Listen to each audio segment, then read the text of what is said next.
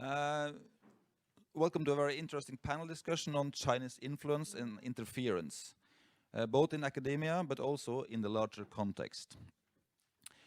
As we've heard numerous examples of in earlier debates today, Chinese influence takes many forms, just like, for example, American influence does. It's natural. But at the same time, influence can be a good thing, like the melting and critical discussion of ideas across borders, ages and cultures. But it can also be weaponized and used to further political, economic and strategic means. And we then usually call it interference and not influence anymore. Where the one ends and the other begins may at times seem blurred and the subject of very different narratives. We are very happy to have a panel who are not only experts in the field of academic operation, but also have the ability to see the bigger picture, which is the point of this seminar. So I would very much like to welcome Harald Bøckman, sinologist and researcher, Mette Halskov Hansen, Vice-Rector and Professor in China Studies from the University of Oslo. And we still have Julia Christine Marinaccio with us, who was also on the last panel. She's a postdoctoral fellow at the Department of Foreign Languages in Bergen. And she's speaking with us via the video from Taipei. And unfortunately, Union Su could not make it today, but we still have a very strong panel. And moderating this panel is Martin Toft, Chief Editor at Uniforum. So I'll give the word to you. Thank you. Thank you very much. First, I will give Vice-Rector Mette Halskov Hansen the opportunity to describe the university's policy towards China and the decision to give the Fudan European Center for China Studies a new location at the University of Oslo after Copenhagen University did not want to host it anymore. Okay, let me first thank you all for inviting me to come today. It's a pity I couldn't join the earlier panels, but the last panel was very interesting. And of course, it's very difficult to stay quiet and not immediately jump into the debate. But I think it shows that we have a lot to discuss. And I fully agree with the former panelists that we need more open discussions, more debates on the issues that are at the center today. Then I also would like to start by saying a few more things about my own background, because that explains some of my positions that will come forward today. I have been a student and researcher of China and in China for 26 years.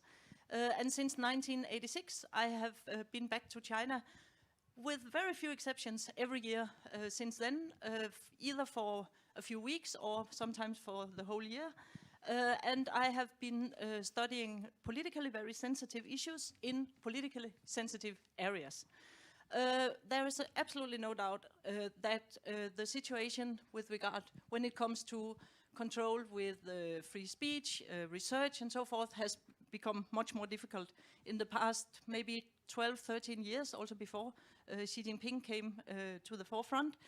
And I have experienced many instances of my articles being censored in China, even banned from China, English language articles that have been taken out of publications in China. And also I have experienced very close-hand censorship processes when working with colleagues in China. Colleagues and friends being questioned about my whereabouts and what I'm doing in China before I come, and so forth. It is in this context that universities are working, and it is in this context that we have a very strong need and obligation to work on the issues that are threatening the whole world: climate change, loss of nature and loss of biodiversity, pandemics, and we have been through one and many more to come. The science is very clear. These are issues that we have to work on. And the question then is, how do we do that with the situation of highly diverse political systems, to put it mildly? And I think that as a university, we actually have a very big responsibility. It weighs quite heavily on our shoulders, I think, and as in when you are in a leadership position, we have to make sure that Norway gets the knowledge that Norway needs to get about China, from within China, but we also need to contribute to the research that will help solve the global issues of climate change and also social inequality and so forth. So we at the University of Oslo try to collaborate in many ways. And I used to work very much independently as a scholar, just working with scholars I knew, and I encouraged also my students to go to China, just meet up with people, do research. I don't think we can take the responsibility to do that anymore. I think we have to be, we need the institutional connections, otherwise it's, to be frank, too risky. And we need to work on the most important issues that we see, and we need to do it in a responsible way. So at the University of Oslo, we have many agreements with different universities. We have centers of excellence that include Chinese scholars. We have European large projects that also include Chinese scholars and institutions. We are a member of the Nordic Center at Fudan University in Shanghai, and we are also the host of the European Fudan Center at the University of Oslo. We have a policy now, and we have had it for quite some time, where we try to know as much as possible about the collaborations we are part of. And I have to say, I think it's safe to say the one we know the most about is probably the European Center, the Fudan Center at our university. First of all, it's rather small. Secondly, we know exactly what they're doing. Thank you. That's great. And Harald Bøckman, you have a even further experience from China than Mette Halskov Hansen has. And can you tell us about why you were a bit critical to the University of Oslo's position regarding the Fudan Center? Yes, I was indeed, and you can find that in the Kronos and the Universitas also, I think. No, I'm sorry. I'm all the time saying he's the editor of Universitas, so that's quite an insult to him. I'm sorry. That's a student paper. So it shows I'm getting a little unclear. I think I'd rather just take the liberty to take on to what the moderator, or the Carl, was saying, that we need to look a little at the larger picture, and then I can maybe come back to the university, the agreement with the Fudan Center. And there are two issues I think we should need to be aware of and know about if we get involved with China. The first is that Chinese activities in various international settings, they have to be understood, especially the last years, in the context of what the Chinese call the United Front policy. That's an old policy that dates back to the Bolsheviks and Lenin.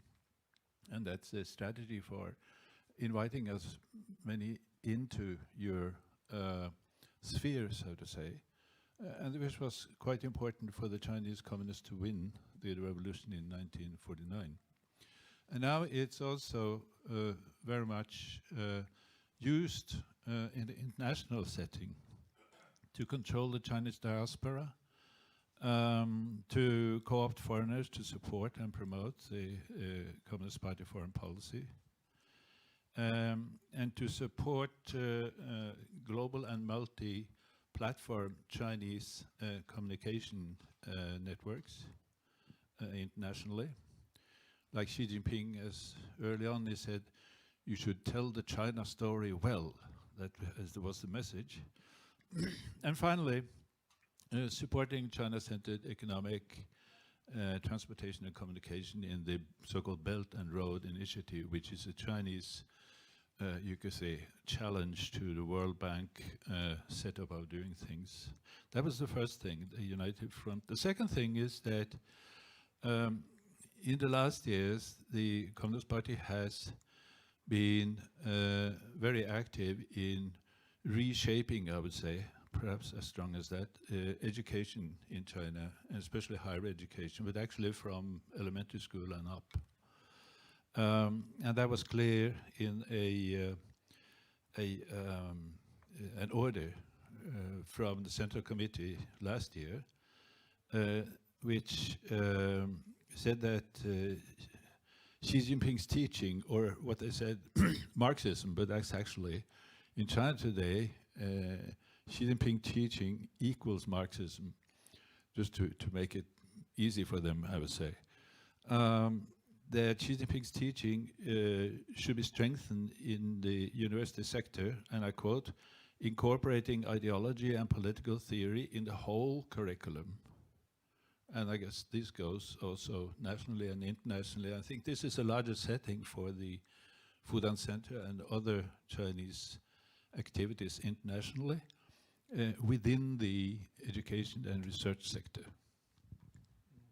And we have not forgotten that we have Julia Kristen Marinaccio in Taipei, in Taiwan. And you have a really big interest in the relation between Germany and China for the time being. And you are also very eager to present the discussion in Germany about China for the moment. Can you do it? Yes, thank you. Thank you again for inviting me to this panel. So I have to say I'm not as senior as the other two panelists, so I do not have the same depth of experience in China and in cooperating with China, collaborating in China in research. I have experience in doing field work in China. I personally have never been like subject to any real like strong censorship, but this has, I think this has more to do with the fact that I'm much younger, and when I went there to China also for my PhD research, I did not, like, my topic was not as sensitive as other topics might have been. So, but nevertheless, I'm very aware of what is going on in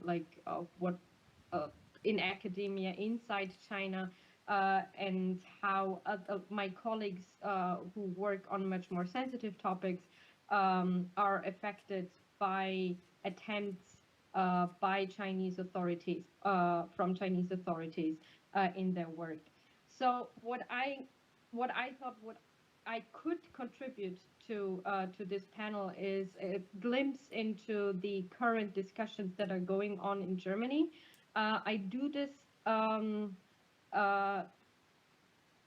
because I'm kind of part of this community because I'm German speaking, but I'm very in the periphery of this community. So I am member of the German Association of Asian Studies, but I'm Austrian and I work at the Norwegian university, so which makes me more peripheral in the whole issue. But again, I follow the debate closely, and it's a debate on positionality, that the positionality that we've just experienced also in the two statements of the other two panelists. So there are basically in Germany there are two camps that are currently fiercely debating how to position ourselves, like researchers from China studies, to the authoritarian regimes. How much, whether and how much collaboration is possible, and should we actually go for? And what are the consequences? What is possible? What is not possible? And this debate is the debate per se is very important. From my perspective, my own personal opinion is the way it is waged. The debate is debatable because it has been brought into the public, and it has been very polarized between. It has become very polarized between two camps. Certain people, it's also like not the whole community debating, but certain people in the the community that voice their opinions publicly. So there are two camps, as I said. One questions the interaction with China and sustains that under the current conditions, no objective research is possible. It accuses also researchers who do not other researchers to co-opt with the regime, to shy away from important topics regarding the so-called unofficial China, so like societies, like subversive movements and so on. And it requests researchers to openly position themselves like vis-a-vis the regime. What it does, and this is a common point that it shares with the other camp, is that much more transparency is needed in collaborations, in university collaborations, especially when funding from China is involved. The second camp emphasizes the importance to continue exchange, because not only because we need our colleagues from China to get an insight or to actually do research, but also not to lose contact to the country and to know what's going on. They advocate the necessity to frame research projects in a certain way in order to get into the country, in order to get people to talk to you, in order to protect sources and so on, as a necessity, not only in doing research on China, but in doing research in authoritarian or in repressive contexts in general. What this camp does, it accuses the other camp of not using using unfounded arguments, especially regarding research, like the one that most researchers do not focus on unofficial China, but only on what the government says, and does not go for like actually what's really happening on the ground. They also accuse them of lack of substantiation of their arguments, and that they confound attempts of interference with actual and effective influence taking place. Okay, thank you, Julia. yeah. I will give the word Sorry. over to Mette Halskov-Hansen for the moment, and you can give a comment on what she said.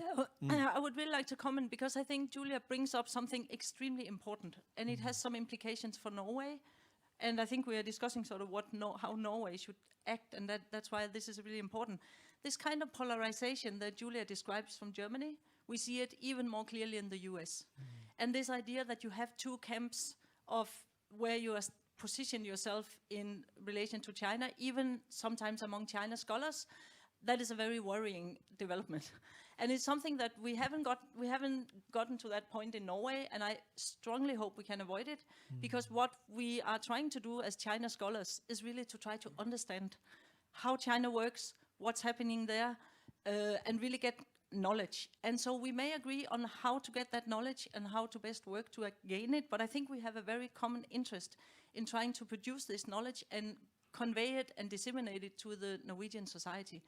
And this kind of polarization that we are seeing, which Julia describes in Germany and in the US, is really creating a very, very difficult atmosphere, where also Chinese people are sometimes really ostracized just for being Chinese and suspected for anything. So even we have a very good podcast available for all, which is the Sinica podcast. They were recently attacked by Republicans for being sort of spies, and that is a very problematic thing. And I think in Norway, it's also important that the politicians do not fall into that same trap, because one thing that we know as scholars, that is, the more we think we know about China, the more we realize how little we know. And all these things about the Communist Party is thinking exactly this, they're doing exactly this, Xi Jinping knows exactly this. The fact is, we have very limited knowledge of what is going on at the complete top of at the political level. And the best scholars in the world, they realize and know that. And we have to be a little bit sort of honest about and have a slight amount of humility, or what you call, towards what kind of knowledge we have and not have.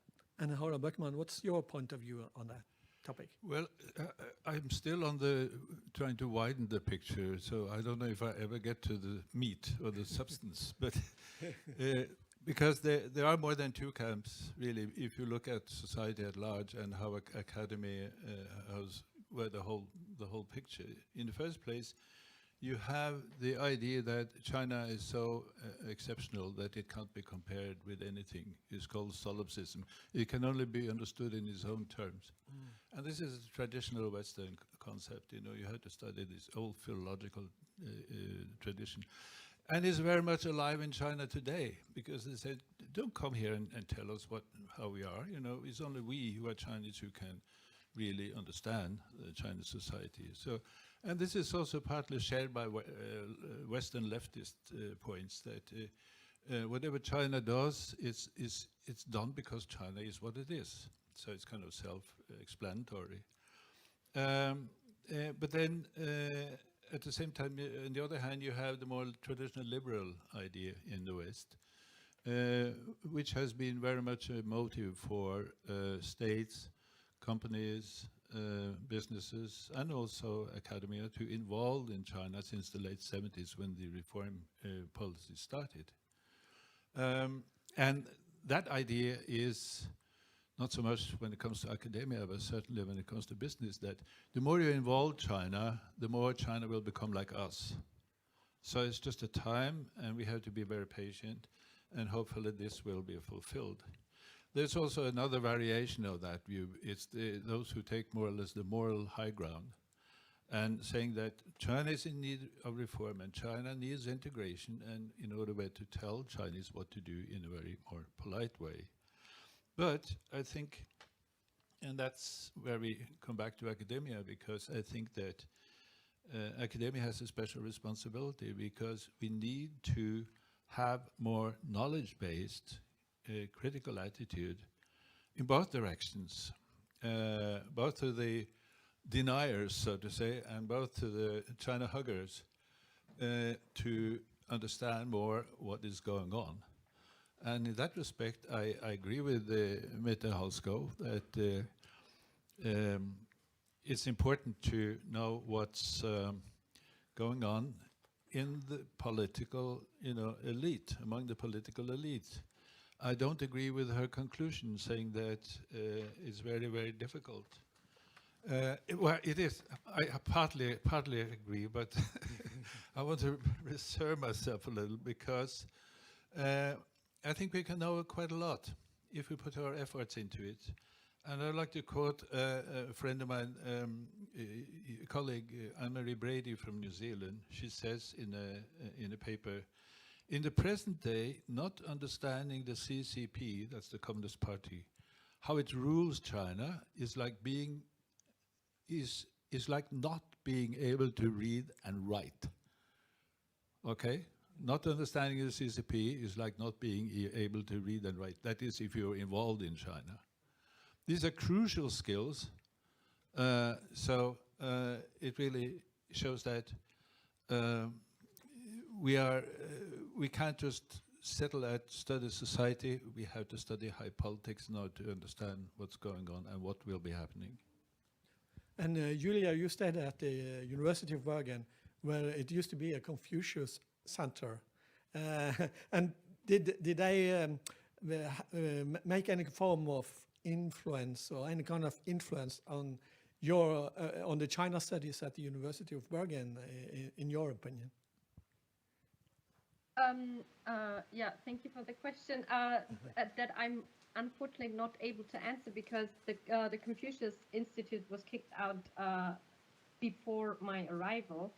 So and asking my colleagues, I mean, I'm the only one at our department looking into Chinese politics, while all my colleagues work on linguistics, social linguistics, which is not a topic that is like at a high agenda of the Chinese government or of the embassy or the Confucius Institute to interfere. So I'm not aware of that.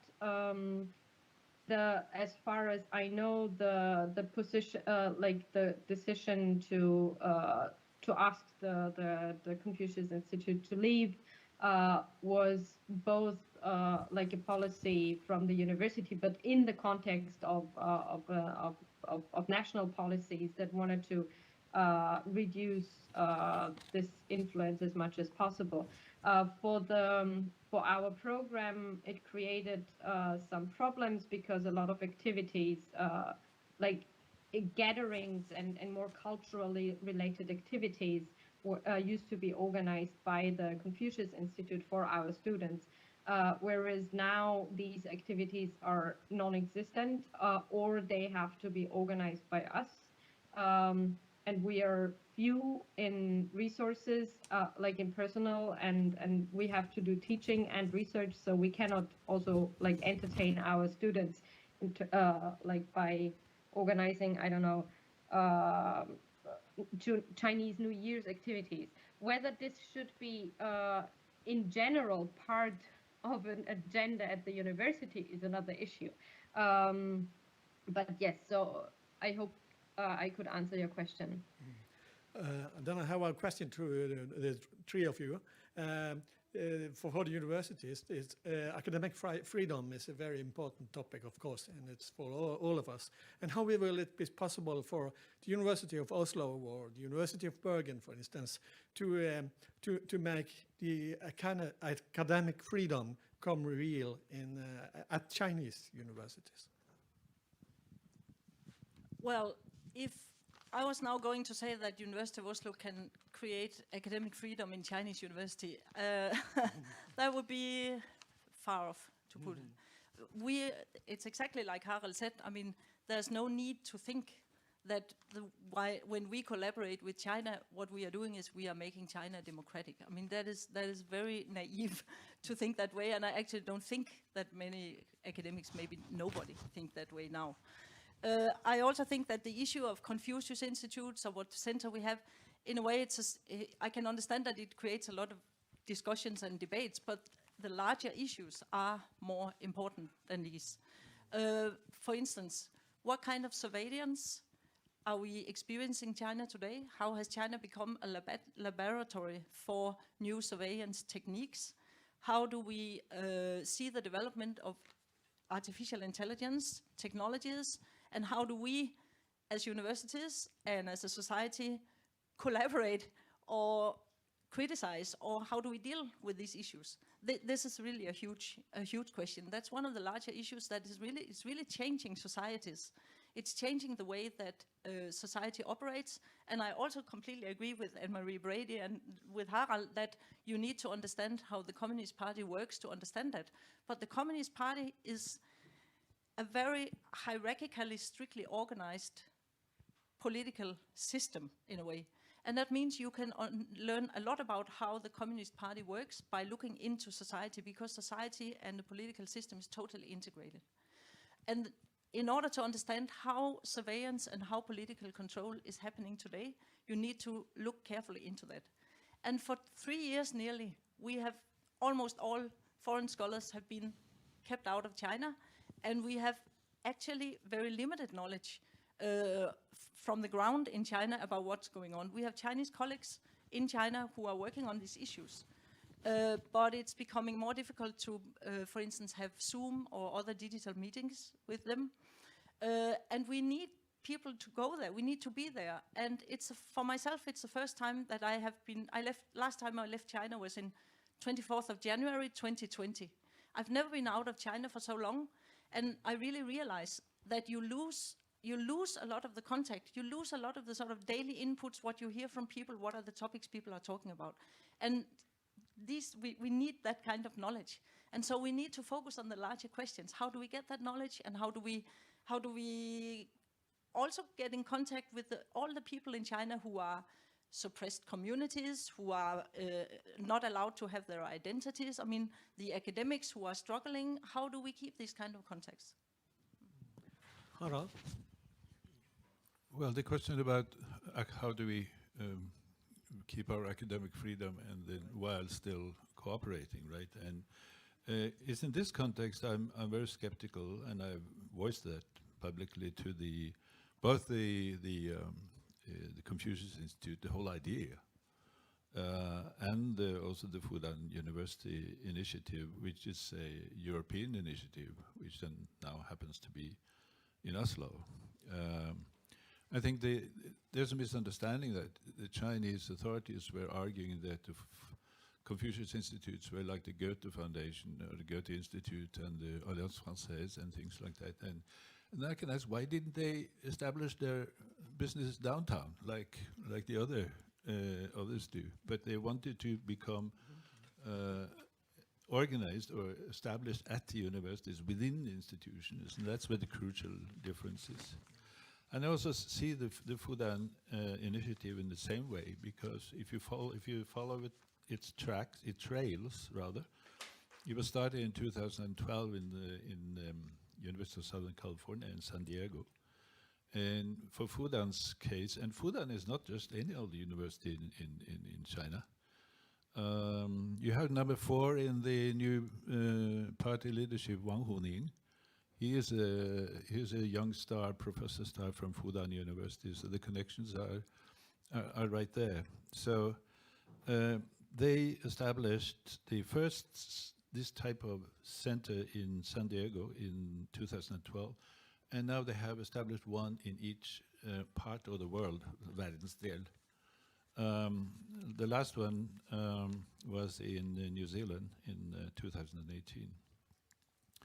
So this is not just a what I would say normal academic exchange and cooperation, but it's a concerted state ideological effort.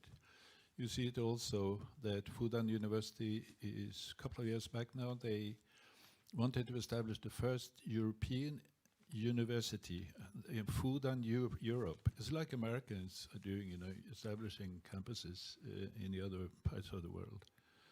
And they wanted to establish this in Budapest.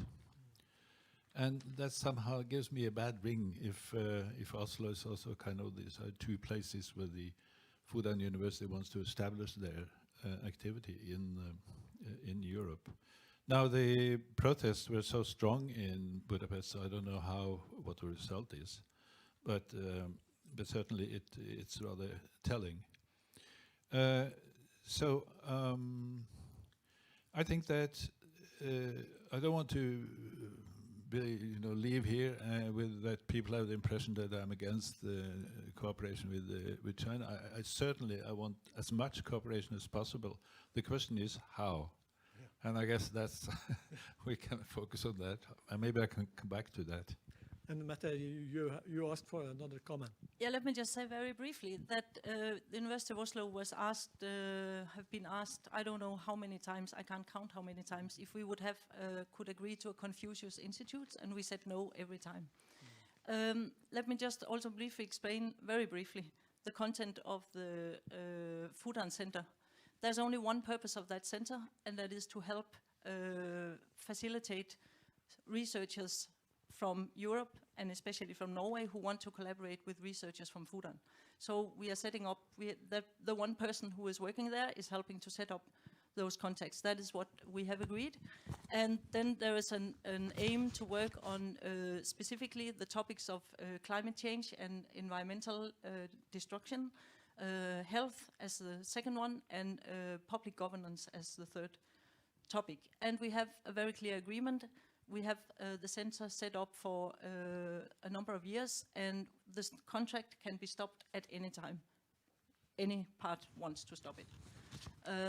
Yeah, I think that's all. And then I would also like to say that I think it's fine to disagree on the center. I really have no problem with that. The same goes for the Confucius Institute. There are universities, and I have colleagues who have argued very strongly that they find it has worked well, and others have not, and it's perfectly okay to disagree on this. I think when it comes to Chinese collaborations with Norway and Europe, I think we need to look at the whole amount of collaborations. And there are some kinds of collaboration which are probably quite more problematic, but which they sort of are outside of the radar. So I think it's good to get more focus on all the kinds of collaborations we have and be more conscious about when it's good and when it's what we want and when it's not.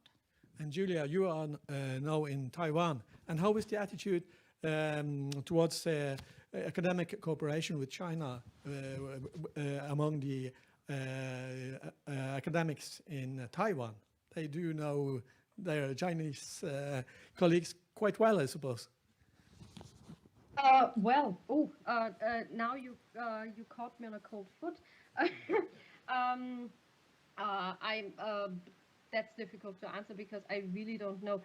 What I know is I used to I studied in Taiwan and lived in Taiwan 10 years ago for 3 years, and at that time there was a strong community of very well-known and renowned scholars working on China, and working on China was kind of like was seen positively and also as a necessity, and only a few years later, and I guess it has to do with Xi Jinping. I didn't follow that on that time. This collaborations with China, these specific focus on various issues, also on domestic policies in China, domestic issues in China, reduced considerably, and a lot of Taiwanese scholars weren't interested in doing research on domestic issues on China again. But that said, Taiwan has certainly a large amount of scholars who closely and students who closely follow developments in China closely, especially when it comes to security issues, when it comes to policies, cross-strait relations. They're still very huge. How they cooperate in terms of also how many Chinese scholars are coming into the country right now, I don't know. Right now, I guess none. Also because of COVID. And also because of the current since the election in 2016, when the Democratic Progressive Party won the elections, the traditional independence party, or the party that traditionally aimed for independence, relations have deteriorated, and I guess this had an effect as well on collaborations. But very difficult to answer. Don't know. Okay, and Mette, we'll give the word to you. Yeah, there's certainly a lot of collaborations between Taiwanese scholars and Chinese scholars, which is, I think, considered quite important among academics on both sides.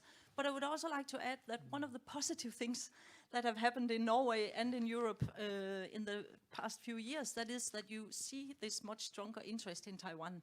I have to say, when we tried to raise issues about Taiwan 7, 8, 10 years ago, there was not much interest. But now there's a strong interest, and that is a very positive thing. We have, at the University of Oslo, we also collaborate with Taiwanese scholars quite a lot. We are also setting up new teaching program in Taiwanese studies. We are inviting scholars from Taiwan to come here, and we want our students to go to China to study Chinese, but also to really learn about China. But since that has not been possible now for the third year in a row, we are sending our students to Taiwan, and we are hoping to do both, that they have both opportunities, and ideally would be able to go both places, all of them, in the future. And Harald? Yeah, I would like to comment a little on Mette's description of the Food and Center, if I can come back to that, because and I would like to quote two persons. First is Rector Stølen at the University of Oslo. He says, at the inauguration, he said that the Food and Europe Center is an important role in the UIO, University of Oslo, ambitions to become the central Norwegian institution for academic cooperation with China. So the way he phrases it is that this is very much a strategic initiative. Now, how does it look from the other side? I guess it's an example of telling the China story well. And then I'd like to quote the rector of the Fudan University. I don't remember his name now. When in connection with the opening of the Fudan Center in Denmark, that was when he was in Denmark for 4 years, or no, two times 4 years, I think, from 2012-13. He says about the initiative. It's a strategic initiative of Fudan University to meet the growing demand of a more nuanced and balanced understanding of China's development in its global impacts by engaging with and advancing high-level China student studies in Europe. And this is, in a way, it also explains the initiative which they later on initiated in Hungary. So I think there's more to it than what has been achieved so far in Oslo. And so we need again to see the long-term implications and the strategy. Time is running out, but we will give the opportunity to the public to make some questions to the panel here. Excuse me, can we have like a final? Yes, a final remark after small, the questions. Small. After the questions. Do you have any questions to them? Yes, please. I have a question. Mm-hmm. Hello. So influence and interference. Interference is obviously a very... Just tell them who you are. Oh, sorry. My name is Magnus. Yeah, again, one of Mette's former master students. So we'll spend some time. I can use my diaphragm. It's because of the internet. Oh. Okay. Does it reach me? Please stand here. I'll come down. All right. Yeah, that's a bit about me. But influence and interference. And also, obviously, interference, very negative term. Influence could also be a negative influence. So it sort of depends who the identity of the influencer is. That if there's someone you view to be an enemy, you don't want any influence. So just wondering, it's a question I've been pondering myself, but I put it to you, like what would a good influence look like? What would be an example? Or what might be some positive aspirations be as far as a positive Chinese influence is concerned? Or is it merely a question of identifying a potential enemy and then staying away from any influence? Because even if it looks a little bit good, it might be a Trojan horse of some kind. Thank you. You were looking at me, were you? Yeah, okay. Okay, you can start. No, I think it depends, again, how and where, really. Because I don't know if I said, but I just want to stress that I think we should try to find ways of cooperating and be patient. Because I know Chinese scholars, they don't like the situation they're in, right? They want to have more international cooperation. So it's a matter of kind of facilitating and not stretching it too far so that they kind of retract and disappear or are not allowed to cooperate.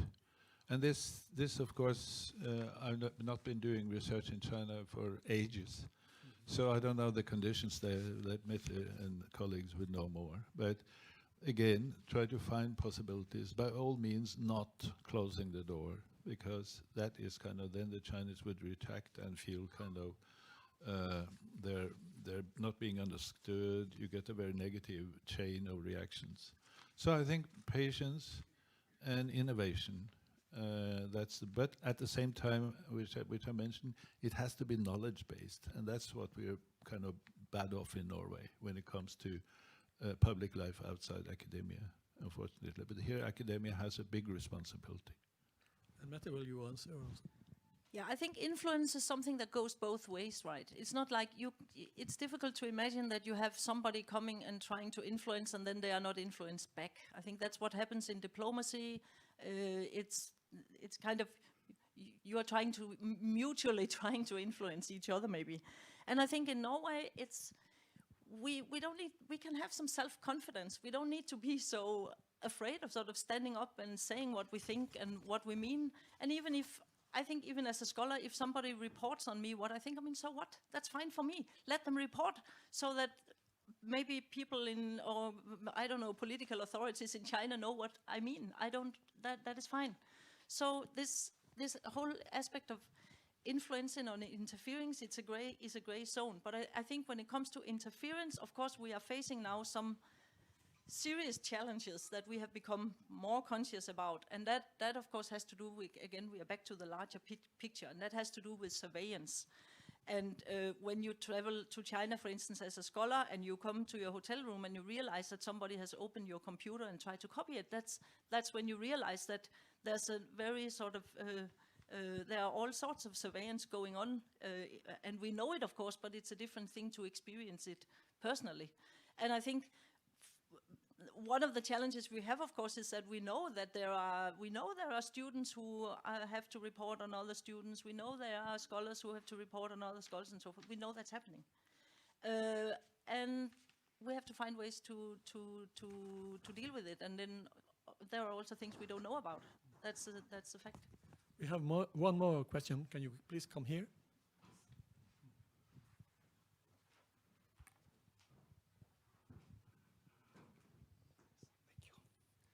My name is Tashnima, and I'm a China researcher, also former student of Mette. Currently affiliated to Peace Research Institute in Oslo, and also a translator for various municipalities in Greater Oslo. My question is whether the university has the capacity, let's say if there is some sort of influence from the United Front and agencies in China over the academic institutions or individuals, do the universities have the capacity to kind of to grasp or to really kind of pick it out, or that's my question. And I would like to just make a small comment. It's not easy, really. Let me echo Mette's, comments. It's not easy for a researcher, right, in these days when the world is very, when the narratives is so polarized. And being a researcher, it's very important to be there and to do research, and that collaboration is important. But the question is whether this collaboration is going to bring some sort of, agendas of authorities, whether it's on this side or that side. It's important to be professional and to have this integrity as a researcher, and bring real data from China. I mean, about the society. So it's a very difficult to strike a balance here. But my question to you is, whether the university has the capacity to kind of manage this kind of influence. To me, my view is that university simply has this very little capacity if, let's say, some individual or institutions is under influence of the United Front or other agencies. I think there's a need for greater cooperation in this kind of issue. Thank you. Okay, will you answer first, Mette? Yeah, I think that's a very good comment, and very much to the point, and I actually just totally agree with everything you said, and there's no simple answer. So the question, or there's no simple solutions. The question about do universities have the full capacity, I think the case we had very recently at the University of Tromsø, where somebody turned out to be a spy, that's one of the extreme cases, and I think if we were able at the university to identify spies, we would be a different institution. That is something we need to rely on the social, the security, what is it called, intelligence departments, and so to know about. So I'm afraid I have to say, no, I cannot promise that the university has all capacity and we know all what's going on. I don't think it's possible for us. So we have to raise consciousness about it. We have to train, and we have to we are working now very closely with all other European universities in a partnership, and also we are working with the EU to set up good frameworks for what we call responsible international collaboration.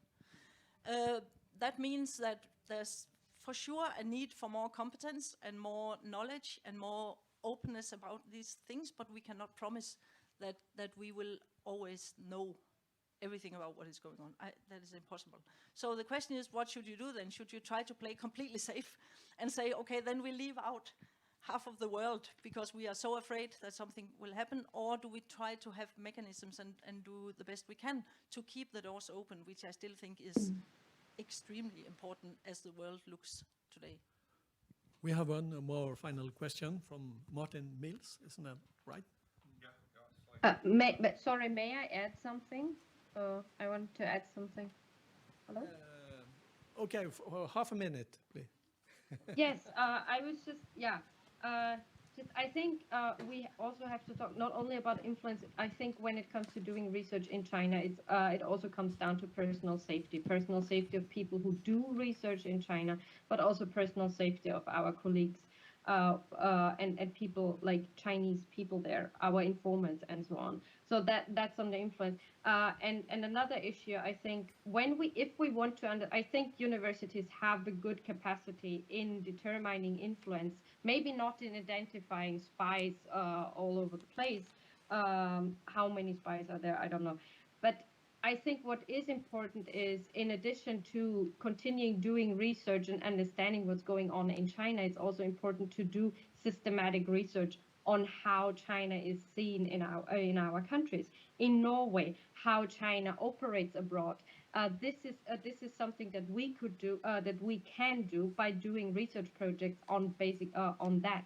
How are like doing surveys, for example, on with scholars collaborating with Chinese institutions, how much do they perceive influence or not? We don't know that. So there's a lot of guesswork out there, a lot of empirical data that we still don't have, and we talk about influence while not knowing really how influence is exactly happening in Norway. Thank you. And now we'll give Martin Mills the opportunity to ask a question. Thank you. I'm actually going to make a comment, which is really to reply to your question. Actually, we had two questions. And this is from the Scottish perspective, as it were. Okay, very quickly, what does bad influence look like? In 1992, the Dalai Lama was given a Doctor of Laws by the University of Aberdeen following his Nobel Peace Prize. That was a decision made by the Academic Senate, one of the governance bodies of the university, to give him a Doctor of Laws. And a rather nice photograph of His Holiness was up in one of the admin buildings. In about 2003, a delegate from a party member from the Chinese students turned up with a little form full of signatures and said, "We find this personally offensive and you must take this photograph down." And said that to one of the administrators, and the administration took the photograph down. About 2 years later, they invited a visiting academic, not actually an author, to speak about writing at a festival. And one of the secretaries happened to mention this to this event, to the writer. And the writer got up to give their keynote speech, said, "I was going to give this speech," whereupon she tore the speech up, and she said, there were lots of press there, and she said, "Instead, I'm going to denounce this university." Whereupon we had some ferocious conversations, because I'd only just arrived at this university, and this was very bad, actually. And we sort of said, well, look, you're in a rather sticky situation. Can we say that you've just given it to us, because I'm the Scottish Centre for Him-led Research, and until such time as you give me a wall to actually put on it, you're going to put it back. Whereupon they put it back.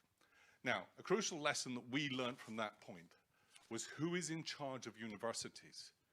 Is it the academic governance bodies, or is it the administrators? And you have to get that right. So that's point number one, because I have certainly found in the past, in many circumstances, that you often get situations where the people whose primary job is to look after the finances of a university will often make decisions that are opposed to what the academic body of the university has decided. There you have a situation where a junior administrator, 20 years ago now, decided to usurp the decision of the Academic Senate, a body of 180 academics. You can see what's wrong there. So much of the question is actually about internal governance and organizations. If you've got that right in the university, you can begin to make the kind of guarantees that we're asked for. Okay? We have a Confucius Institute in my university. After the business with the photograph, we sat down and said, all right, how do we not make that mistake again? And one of the things was to settle down and say, well, one of the first things was the arrival of the Confucius Institute, the offer of a Confucius Institute. And we said, well, if they're prepared to bring their money, which they were, That's okay as long as there are a set of rules. For example, Confucius Institutes have a set of 23 things that can't be spoken about. All right, you can't talk about But Tibet. our time is running out still. Okay. Anyway, all I would sort of say, I'll bring it to the substance. We managed to make that work. And we now actually have a reasonably good working relationship with our Confucius Institute, who often pay for me to go to other sections of the UK to talk to Chinese students about Tibetan protests. Well, I promised the panel participants okay. So a all I final would say remark. is it is a tameable dragon. I but you think have to that do the must work. be about 20 seconds for each of them. We can begin with Mette.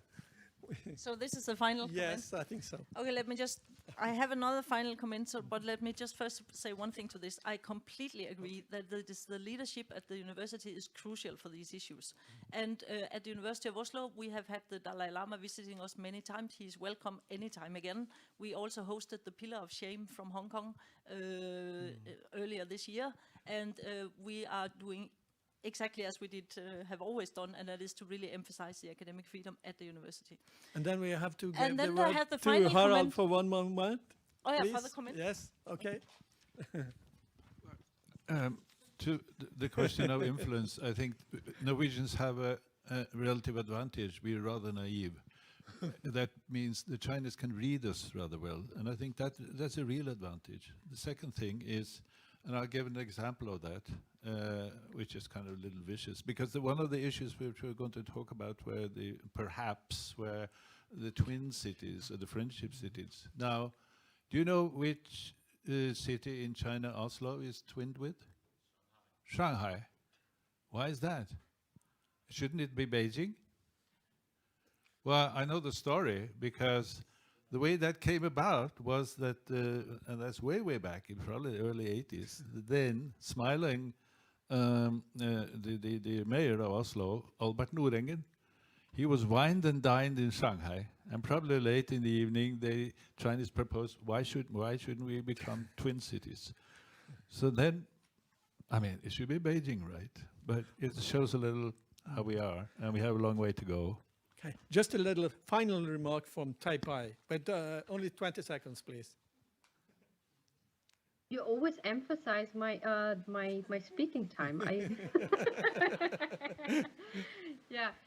Final remark. I think we need much more understanding on China because China understands the rest of the world better than the rest of the world understands China, and we need to have empirical knowledge about how China tries to influence and whether China succeeds influence.